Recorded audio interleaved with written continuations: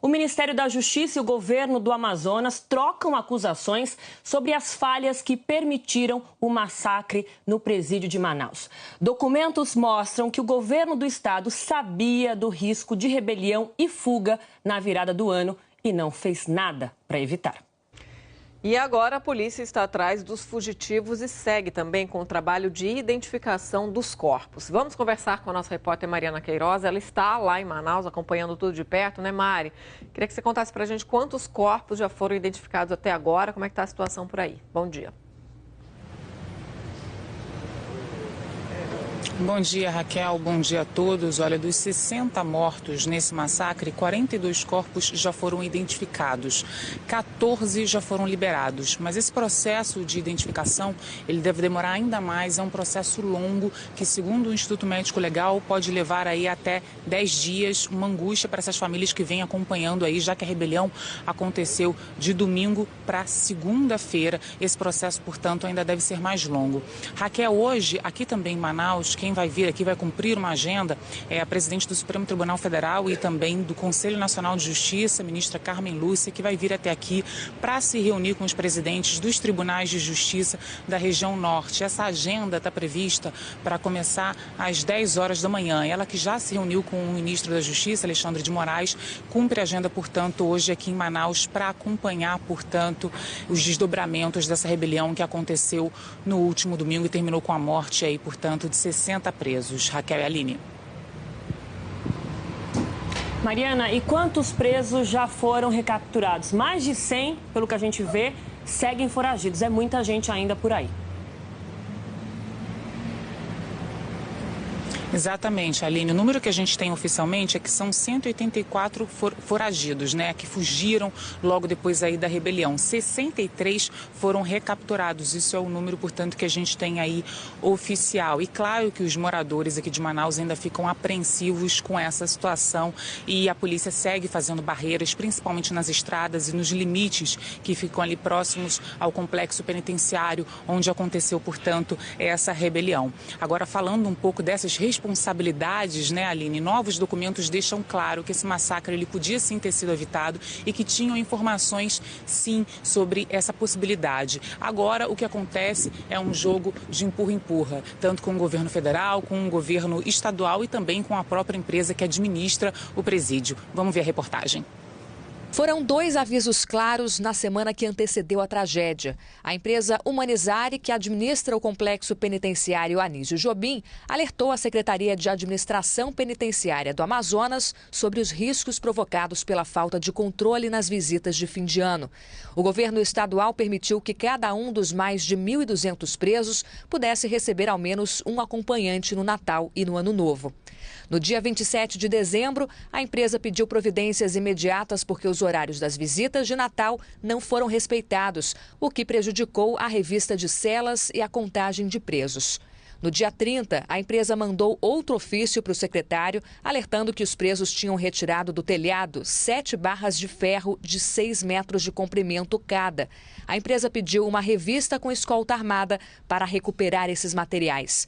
Apesar dos alertas, a rebelião aconteceu 2 dias depois. A empresa não tem que avisar que vai acontecer, né? A empresa tem que tomar providência para que não aconteça, que é responsabilidade dela. Ela tem um contrato com o Estado para prestar esse tipo de serviço. O ministro da Justiça, Alexandre de Moraes, disse que a Secretaria de Segurança do Amazonas sabia do risco de fuga e não avisou ao governo federal. O governo federal, em momento algum, foi informado nem solicitado nenhum auxílio, seja da Força Nacional, seja de qualquer outro mecanismo que o governo federal poderia ter auxiliado. O secretário de Segurança do Amazonas rebateu a declaração do ministro. Nós temos um comitê e esse comitê ele é composto por vários órgãos.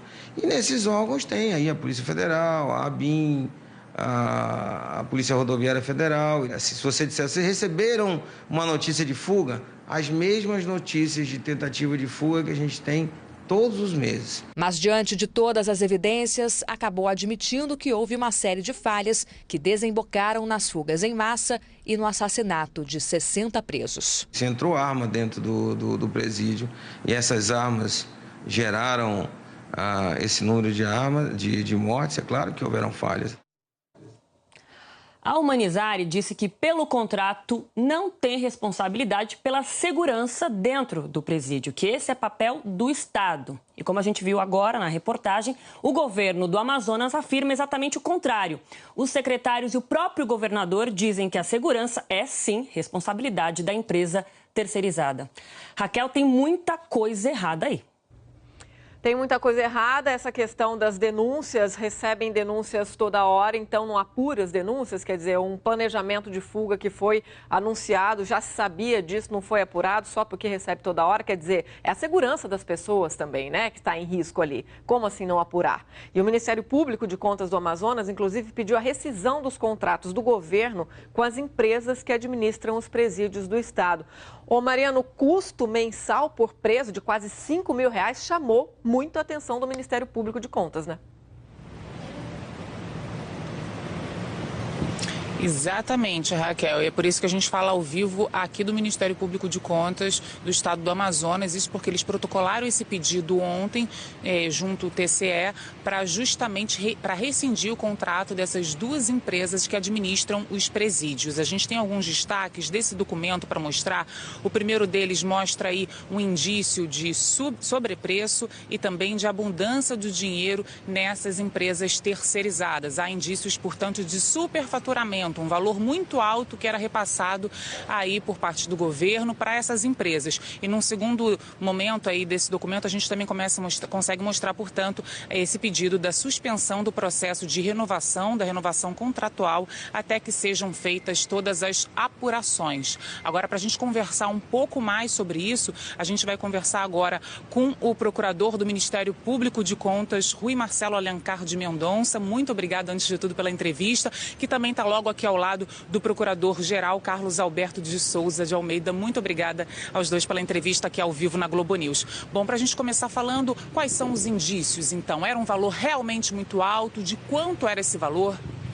É preciso contextualizar que o Ministério Público de Contas vem acompanhando a gestão prisional desde 2015, por meio de visitas, por meio de informações da própria Secretaria de Estado responsável, e constatou, então, que esses contratos, eles consomem grande quantia de dinheiro público e não permitem um controle, uma eficácia na gestão do sistema.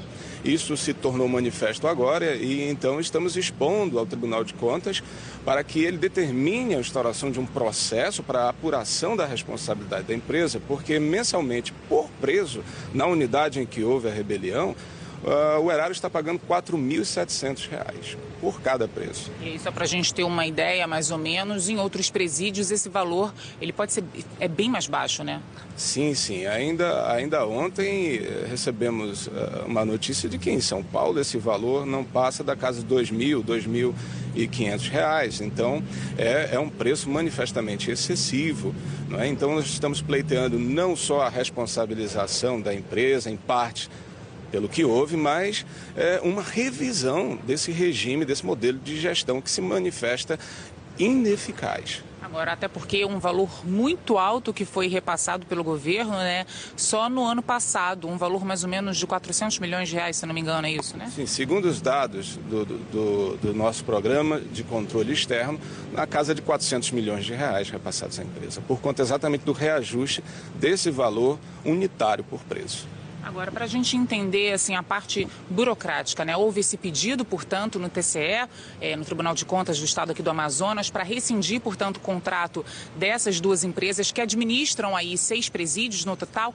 Essa rescisão, ela pode acontecer quando a gente pode esperar que essas empresas aí tenham os contratos suspensos? Burocraticamente, como é que são essas etapas? A sistemática é o seguinte: o Ministério Público de Contas atua junto ao Tribunal de Contas, assim como o Ministério Público Comum atua junto ao Judiciário. Então, nós estamos postulando, estamos num recesso e, portanto, o presidente deverá decidir monocraticamente nas próximas horas o nosso pedido. O nosso pedido não é de provimento imediato. Há a fixação de um prazo para que a própria administração pública adote as providências que serão determinadas. Então, a proposta que fizemos é um prazo inicial de 30 dias para essas providências, não é, de revisão do regime de gestão e revisão desses contratos, no bojo de um processo em que se assegure às empresas envolvidas o contraditório e a ampla defesa.